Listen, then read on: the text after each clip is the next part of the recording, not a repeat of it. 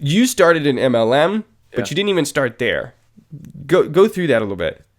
Yeah, so I went to college to party and meet girls, and then I actually got a degree out of there. It took me 7 years to get a 4-year degree, so like I got every I got my money's worth, you know. It was totally useless, but like I was like, look, I want to get out of my hometown, and so I went to college, played soccer, and just drank and just partied. And that's I'm not promoting that, but that's basically what I did. And then after college, they're like, hey, you gotta grow up and go get a job. So I went and did that, and I went to school for criminal justice. I thought, you know what?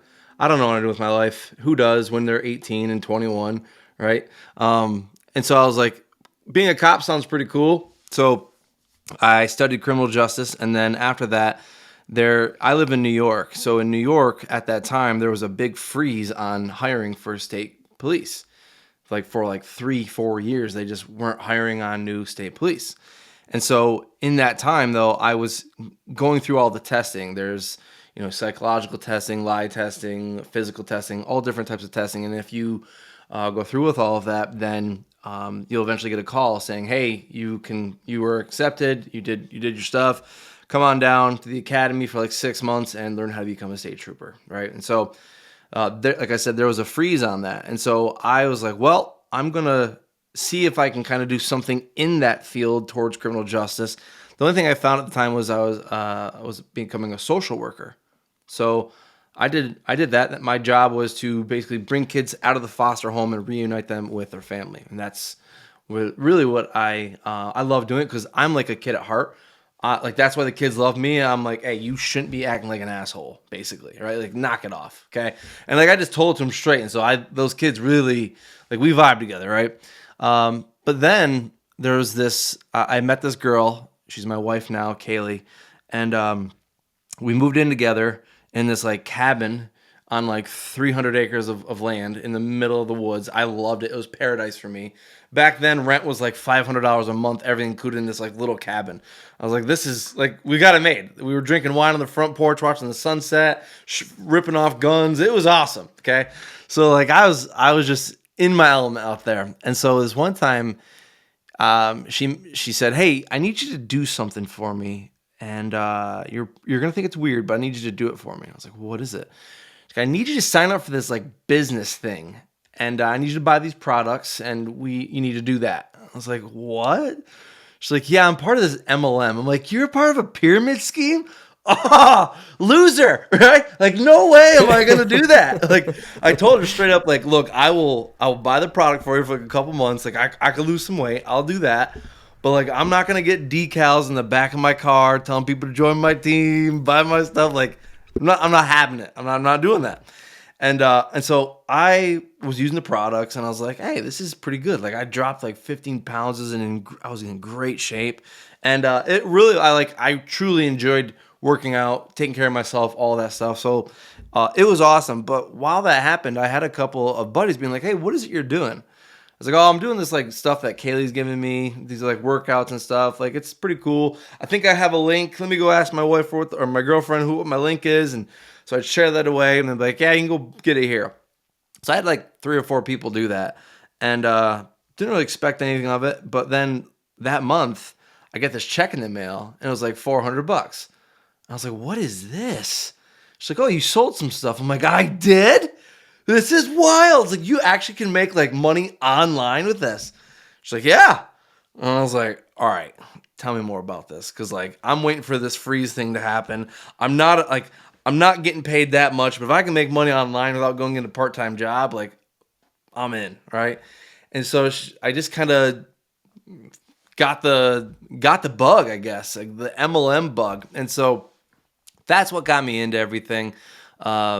That's where I guess we can call them like my entrepreneur wings. Now, as you know, most MLMers are saying my business, and I don't agree with that. I don't think MLM is your business. I don't know if I would call it the best business model even, and I'll probably get attacked for that. But any business that can get taken away from you, any business that depends on the performance of your downline, to me, I'm like, oof, it hurts, right? And I felt that later, and we can talk about that in a bit. But anyways, like I just got into that, man, and started doing really, really well. About a year into it, I was making more money than my job.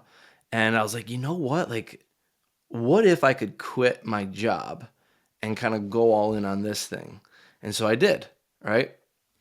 And so it wasn't probably 3 months after that, dude, where I get this phone call and I'm like, oh, this is from Albany, New York.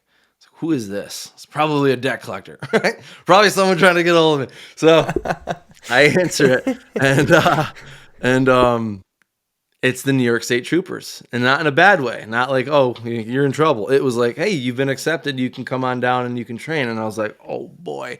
So I had 2 weeks to make a decision.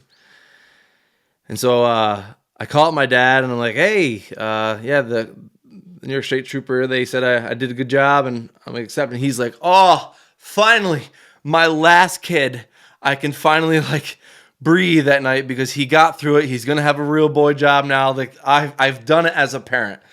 And so he was all stoked for me and everything. And then Quinton, dude, I was like, look, Dad, I'm having a lot of fun with this MLM thing. Like I really think this is what I want to do. And he's like, are you shitting me?